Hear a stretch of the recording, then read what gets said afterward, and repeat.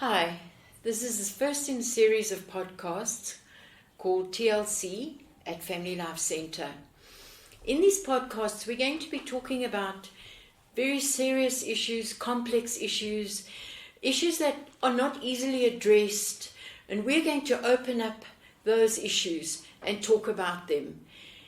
Today, with me, I have my colleague Jen, and we're going to talk about something that's a burning question in everybody's life. You hear screams and shouts next door. You can hear crying. You can hear pain. You can hear children crying. What do? Do you go next door and tackle him or the abuser? Or what do we do? And Jen is going to help us and guide us through what happens when this happens to you. Hi, Bernice. Hi, Jen.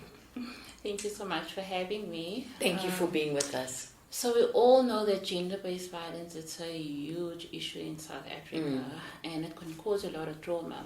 So just imagine someone screaming and shouting next door.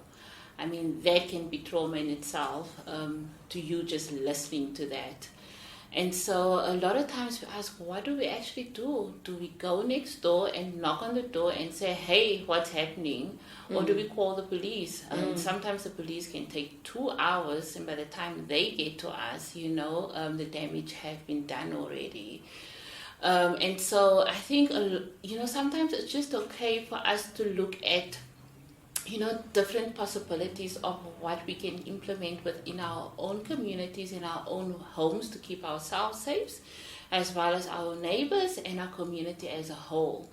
And so this is not just specific to one community, but just let's look at a community like Alexandra, which is a typical, township where gender-based violence happens every single day. And what can we do? What resources can we actually tap into in our own communities? I know a community like Alexandra would have ward committees, they have ward councillors. How do we make sure that, these systems actually come together and work for the good of the community,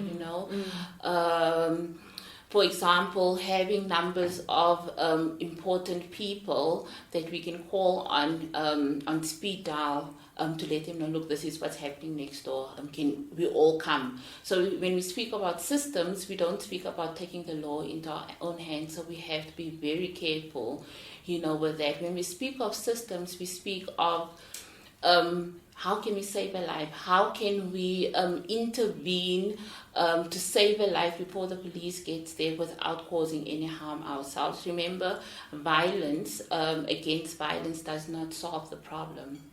And so looking at, so these people are going to come together. When we call, who do we call? And then that person, how do they then get everyone together to go and knock on this door to find out actually what's happening? You as an individual going to knock on the door might be, for your safety. It might not be a good idea. We know that violence is life. When people are in, a state of violence, they can hurt you as an individual yourself. And so I think it's just better to get the support of the community going. And so this could actually happen in any community, whether it's a suburban area, whether it's a township, whether you're staying on a street, how do you as your street neighbors, how do you create a system? Do you blow a whistle to alert, other community members to violence happening next door? Do you make a phone call? So just, implementing systems like that could actually help save a life when it comes to gender-based violence. I think, Jen, the message that I'm hearing very loud and very clear is that as an individual, not to go and tackle violence. On your own. It's potentially very dangerous.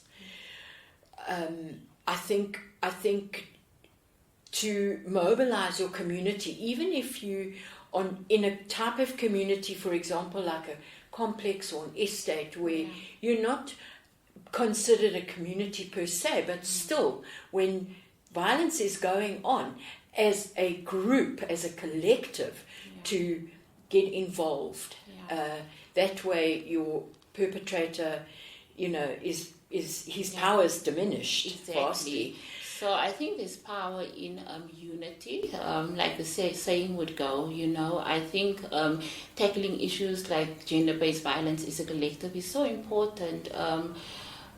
Just for the sake of the perpetrator also realizing that, listen here, this is not just one person here that it's against gender-based violence. This is like a group of people. And it would be so difficult for other perpetrators to want to repeat the same offense, because they would know that, I know that, in my community, people stand against gender-based violence together. And I think that is what's important here, working together as a collective and not as individuals to combat this. Absolutely. Yeah. There you have it. It's tough, it's hard, it's traumatizing when you're hearing cries and screams for help and you feel so powerless. As an individual, keep police numbers at hand, keep security guard or security company numbers at hand. And at the bottom of this podcast, you'll see our phone number. At Family Life Centre, we have trained, specialized and professional counselors on hand who can help you and people who you've given our number to who need us. From us until next time, goodbye.